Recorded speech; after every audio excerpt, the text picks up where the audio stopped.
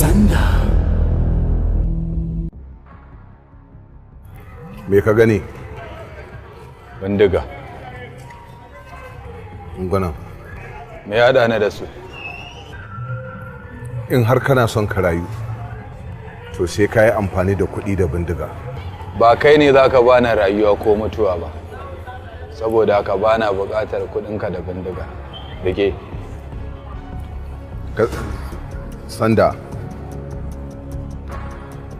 kamar yadda na gaya maka, ni ɗan arewa ne, ina taimako ɗan arewa idan ya shigo wannan garin.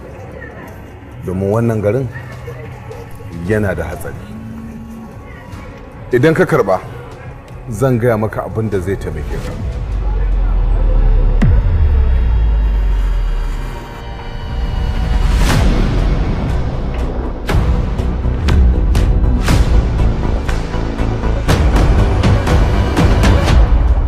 Alhaji. Kaga, kada mamaki ya sa ka ɓata daidai da minti ɗaya na ganawa da ita. Ina Umar, ina Hasiya. Suna can a inda muke a Kano. Bello Nur ne ya yaudare mu. Ya shirya mana gadon zare mun ɗauka yana tare da mu, ashe ba tare da mu yake ba. Haka Sanda ma yana hannunsu a nan. Sun nuna min hoton shi. Yana tare da su. Don Allah Alhaji ka ba su abin da suke so. Ka su raba mu da rayuwarmu.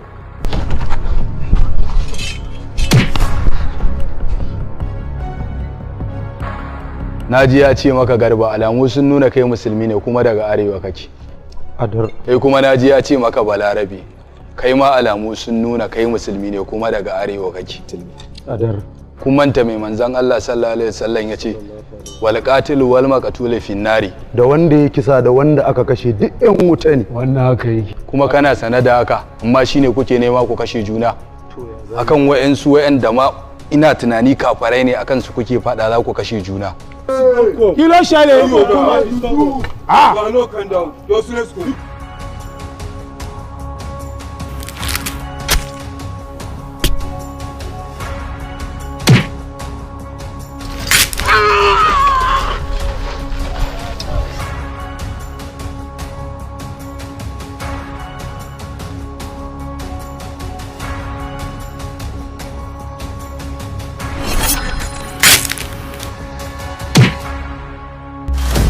Sanda.